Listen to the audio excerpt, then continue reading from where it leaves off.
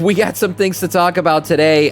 First, player housing assets have officially been data mined. A bunch of things happening this week after resets, so let's get into it. Here we go. The Tirana Tort, I guess that's what you call it, mount from Dastardly Duos is now available from Dastardly Duos Week 4. That's right, you're able to purchase this mount now doing your Dastardly Duos things. Are people still out there doing Dastardly Duos? I don't know, anyone in chat still? I did them the first week and then I kind of fell off. So yeah, if you're doing them, continue to keep up with them and you got the currencies, you can now buy that cool mount. Also, the auction house thing from the Galagio Awards will now be available as well from Raid. So if you've been keeping up with your Galagio Loyalty Rewards Club track, you will now be able to access an auction house inside of the Raid. That's right.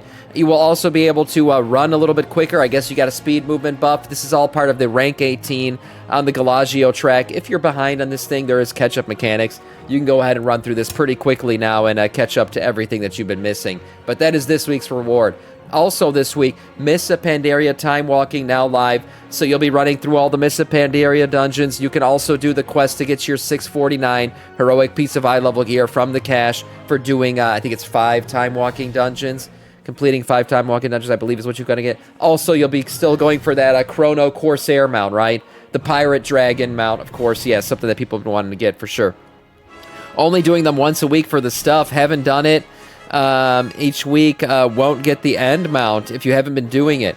If you're talking about, what's it called? Dastardly Duos? Yeah, I don't know anything about what's the end mount goal of that. But the Chrono Corsair mount actually kind of glitched out. So people were able to get it week 1 just by stacking up the buff over and over. So it's not limited to any week now. So you can actually complete the Chrono Corsair mount thing for time walking just in a single day if you just grind out enough dungeons. So yeah, that whole time gaining thing's completely gone. Anyways, the Brewfest Mount. So we actually reviewed this mount when it was first data mined, but interestingly enough, it's been updated to include new animations and also a dripping gun barrel. Now, so if you see there's little drips of, I guess, Brewfest brew dripping out of the front nozzle now, and it has a cool new, a specific special mount animation. So check this thing out. It actually blasts out, yeah, Brewfest brew all over the people. Yeah, this is a pretty cool mount. I think a lot of people will be doing the Brewfest to get this thing, and it has its own special mount animation now, so that's also pretty cool. Nice little mount, and some cool updates to Brewfest, I'm sure, coming besides this thing. Okay, here we go. We got some data mined, interesting player housing stuff here. There's a freaking card, yes. So here, we're going to start looking at some of this stuff. We have a table from Pandaria. We're going to break this down basically, I guess, by expansion or by race here. So we got a little table, and yes, a highly detailed noodle cart. Yeah, you've ever wanted to kind of sell noodles to the people, maybe make noodles for the people. Yes, you can now do that with your own little Pandaria noodle cart in your player housing. We also have some goblin assets. I'll be honest, I'm kind of... I'm over the goblin assets. Maybe because we've just been in Undermine for so long, it just feels like, oh man, I've seen enough of this whole mechanical goblin-y shit. But yeah, there's some goblin stuff that you can get here. This kind of looks like a barber chair. Looks like it has a little pump stand here. So that's another player housing asset. Some Tauren ones here. We got a nice little Tauren table, I guess, end table with some totems here. Man, the possibilities are going to be endless with the amount of shit you'll be able to do with this stuff. And a little canoe. I wonder how big this canoe is. If you'll be able to actually sit in it as a human size. It looks pretty big. A canoe, yes, that you can put in your house. We got some Night Elf assets here. A little Night Elf bookshelf. That's right. Read stories to your children about Tyrande. Yeah, so they can fantasize about her like everybody else does. Nightborn windows. Oh, that's actually a pretty cool one. I like the Nightborn window. Nightborn in general, I think, have pretty cool assets. I've always loved Suramar. A little lamp. Can you put this outside? I wonder if we're going to be able to decorate the outside of our home. Because this would be a cool one to kind of lay outside on your the front of your home. A little rug here as well from the Nightborn. And then we see a crate. Also a fence. I'm starting to think we're going to be able to customize the outside of our home even more than we originally expected. What the heck? Wow, yeah, why would they give us a fence if we're not decorating the outside of our home? This is pretty... The cart feels racist. I don't know how noodles can be racist, but yeah, sure. A little cage here. From the Nightborn as well. We've seen these back in Suramar holding prisoners. And then a bookshelf. Yeah, nice little bookshelf. Man, the details. The dripping wax off the candles. This is really, really cool. The Draenei. A bush. So we get a Draenei bush. That's cool. Okay. Also a Zandalari little mask here. I've seen this one a couple of times in some of the art that they've shown us already. Okay, now we just have a bunch of miscellaneous items. So a footlocker, a little chest there. We have a little yellow hazard light. Floating books. Oh, so this will have some really cool animations that go with it, I'm assuming, where the books are just kind of flying around. If I was a mage, I would totally make like a very whimsical, magey looking home, but I'm a death knight. I don't dabble in that shit. A campfire.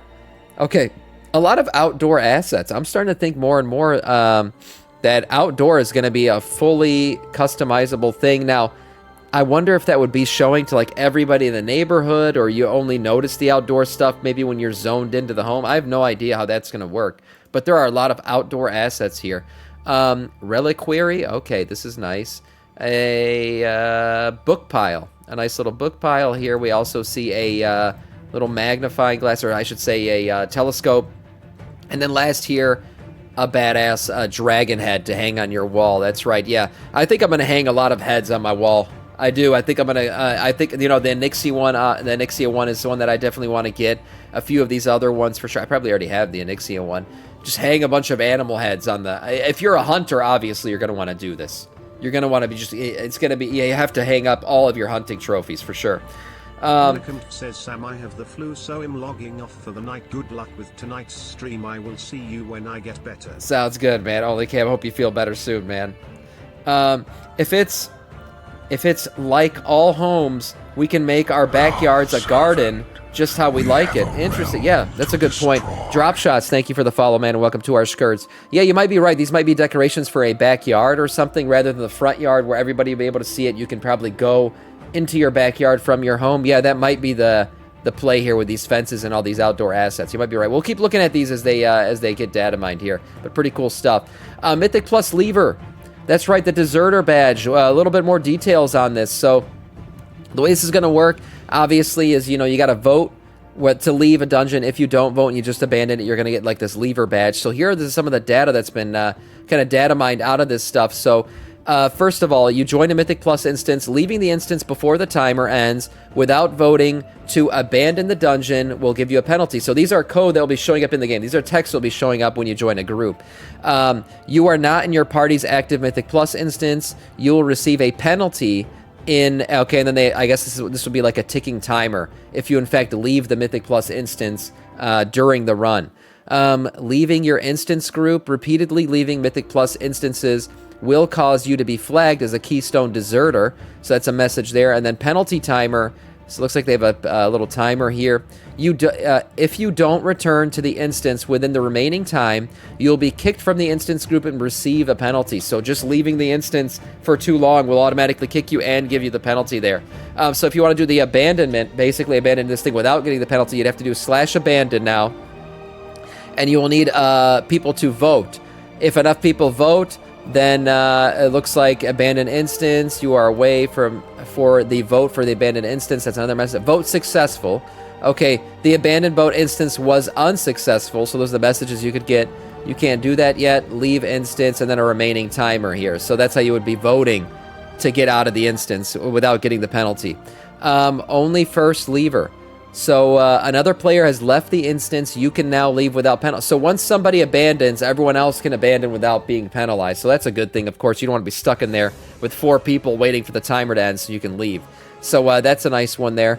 Deserter Badge. So once you leave, you will get a Deserter Badge. A Deserter Badge will be visible in the Mythic Plus Group Finder. This will only affect Mythic Plus groups. You have been flagged as a Keystone Deserter by repeatedly leaving Mythic Plus instances. You have been flagged as a Keystone Deserter. Oh, what is this? This group has 1 or more players that have been flagged as Keystone Deserters. Oh, shit. So this is, I think if you queue up to join a group or you click join, join a group or whatever, this looks like a warning that would pop up on your screen if somebody in that group is flagged as a Keystone Deserter. So by inviting a Keystone Deserter, or say you got a buddy who's a deserter and you want to try to fill up 1 more person, everybody in the queue will be able to see that there's a deserter in your group, so you can't hide them. Basically by putting the queue up yourself or something, interestingly enough. This is, damn, this is going to be punishing for people, I feel like. And then finally, Keystone Deserter, just a little text here. Hey, can you make the command /cigarettes so people can experience when Dad left? I'll think about that one. Players can reduce allied spell visuals via options in 11.2 as well. Some pretty cool stuff added in here to be able to reduce the amount of visual spells on your screen. This is something you could do right now in the graphics tab if you just lower spell, graphics fidelity.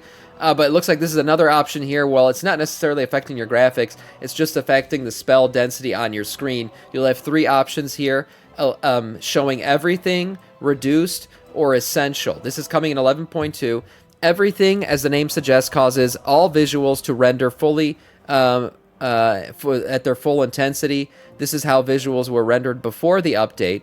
Reduced and essential activate different levels of spell density. Reduced is tuned to what we consider to be ideal for dungeon and raid content, and then essential is for players who need the most reduced possible version of this while still retaining WoW's iconic combat look and feel. We plan to continually iterate on this system, Okay, so coming out in 11.2. Interesting. So I guess for people who have frame rate drops issues and stuff like that, this will be a big help. And finally here, we see the new way to zone into the raid. There's a whole new animation and everything when it comes to zoning into the raid. If you didn't know this, we are entering via a mana pipe into the new Omega Mana Forged raid, or Mana Forged Omega raid as they're calling it.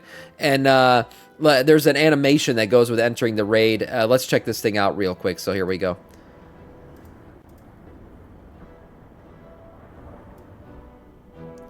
So you fly through these portals. That's kind of cool. That initial portal looked freaking huge, by the way.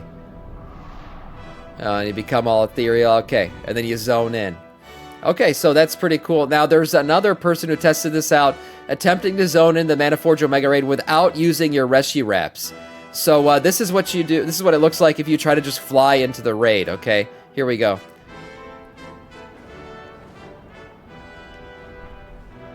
It's just mounting on their flying mount. And they're getting a warning. Energy swirls of Mana Forge Omega turn back. Harmful energies. Yeah, they died. Yeah, so you can't do that. So I guess you need to use your Reshi wrap animation or whatever it is to zone into the new raid. Cool little tidbit there. Nothing that'll change the raid, obviously, but a little thing there, a little addition, I guess. Blizzard's trying to be creative with how you enter a raid. And that is all in terms of news.